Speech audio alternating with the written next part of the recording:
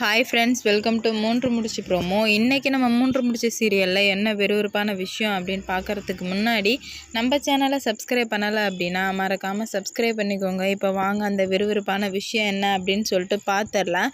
இப்போ அர்ச்சனா எப்படியாச்சும் நந்தினி அந்த வீட்டிலேருந்து அனுப்பணும் அப்படின்றதுக்காக தான் இவ்வளோ பெரிய ப்ராப்ளம் பண்ணிகிட்டு இருக்கா. இந்த மாதவியை இழுத்து விட்டது, சூர்யா தோக்கடிச்சது, ஃபைனலாக இப்போ நந்தினிக்கு ஒரு பாக்ஸ் அனுப்பி விட்ருக்கா.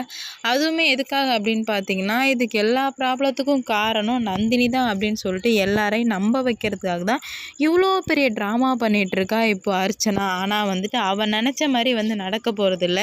ஏன்னா நந்தினியை அருணாச்சல ஐயாவும் சூர்யாவும் ரொம்ப நல்லாவே புரிஞ்சு வச்சிட்ருக்காங்க.